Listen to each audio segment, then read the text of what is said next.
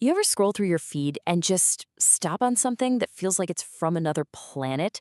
You see it has a ton of views, people are commenting, but the whole thing just feels like this digital riddle.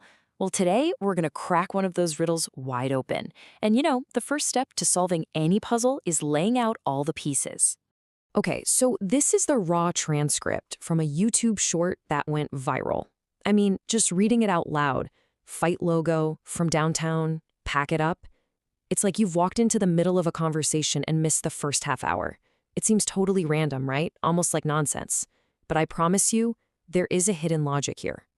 And that really is the big question, isn't it? What is even happening here?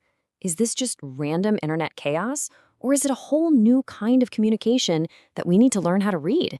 Well, in this explainer, we're going to break it down, piece by piece, until it all makes perfect sense. All right, so our first clue, and honestly, this is the most important one, is the video's title, which you don't even see in that transcript. The title is Goat vs. Cheetah Battle. Now, this isn't just a catchy name. It's the master key that unlocks the entire video. It sets the stage for everything.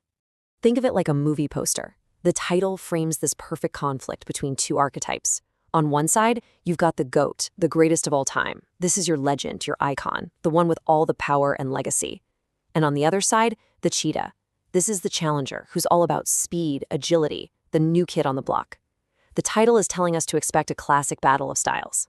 So let's just be super clear. We're not talking about actual animals here. This is all a metaphor. The title is designed to get our brains ready for a clash between two opposing forces, a competition that's going to be expressed not with fists, but with skill, and, as we're about to see, with language. Okay, so with that battle mindset, let's dive back into the transcript itself, because now we can start decoding the actual words. And what you'll see is that this isn't just a random collection of slang, it's the specific vocabulary for a very, very particular kind of fight. The whole thing kicks off with one little word: bet. When someone says, "All right, bet," that's like the modern-day version of throwing down a gauntlet. It means, okay, challenge accepted, it's on. This is the starting gun for our battle. And then we get from downtown.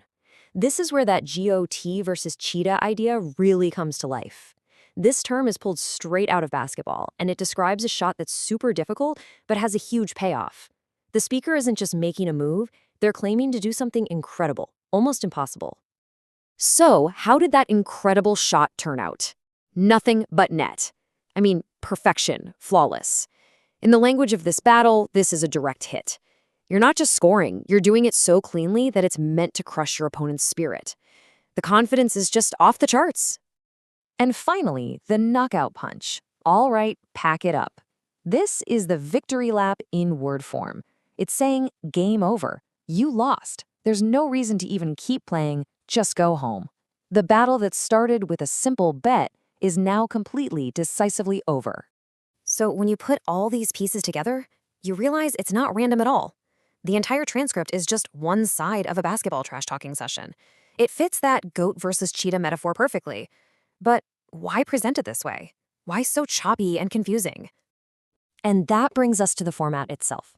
See, this style of video, which people often just call an edit, isn't trying to tell you a story from beginning to end. It's playing a completely different game with a totally different goal. And that goal is all about feeling over facts.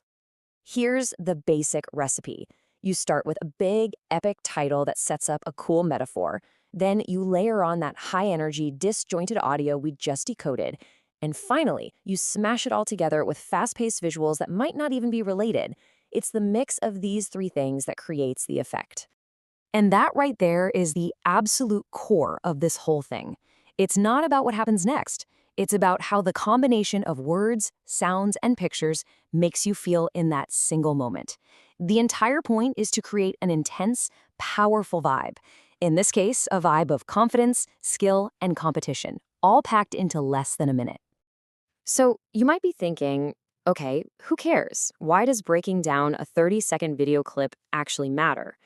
Well, it matters because it gives us this fascinating window into how communication itself is changing online. We're getting a little glimpse of a new digital language as it evolves. So let's just recap what we figured out. We've seen that communication can be purely about a vibe, not telling a story. We've learned that a strong metaphor can give you all the context you need in just a few words. That using niche slang is like a secret handshake. It builds community for people who get it. And maybe most importantly, we've realized the chaos isn't a mistake, it's the whole point.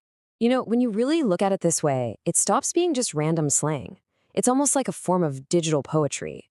It's using these broken, fragmented pieces of language and visuals to express a really complex idea, like total, overwhelming confidence, way faster and more powerfully than just saying, I am very confident ever could.